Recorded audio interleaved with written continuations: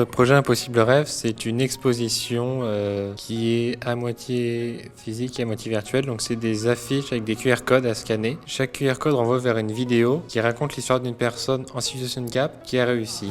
Ray Charles est né en 1930 dans l'état de Géorgie, au sud des États-Unis.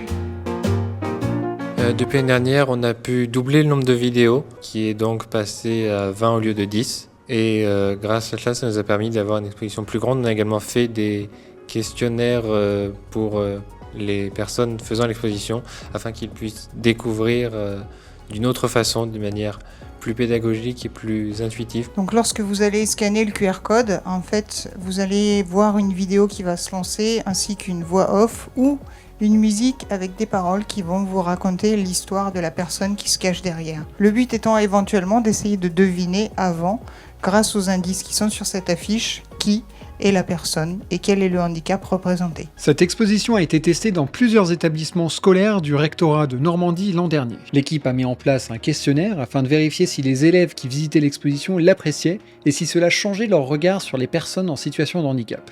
Et les résultats sont positifs. 75% des visiteurs déclarent avoir été très intéressés par les personnalités choisies et 79% par les types de handicap qui affectent les personnalités dont les portraits ont été réalisés. Pour le moment, on a réalisé un tableau dans lequel on recense en fait toutes les personnes qui sont déjà faites.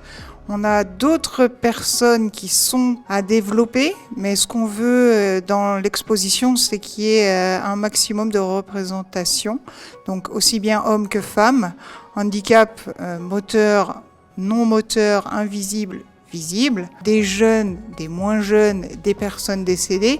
En fait, ce qu'on veut, c'est vraiment un peu de tout. Michel Petrucciani joue sous les étoiles, son piano brille, nul ne l'égale. Et on a été très intéressés par le projet Impossible Rêve, hein, puisqu'on est toujours à la recherche d'outils de sensibilisation pour justement lutter contre les préjugés et faire bouger les lignes, notamment le regard sur le handicap. On salue évidemment l'initiative et on va voir comment on peut effectivement le déployer. Ça peut être utilisé dans les formations, dans les sensibilisations auprès de nos adhérents, de nos bénévoles. Enfin, on peut imaginer comme ça un essaimage et un superbe outil de sensibilisation auprès de tous les publics. Donc bravo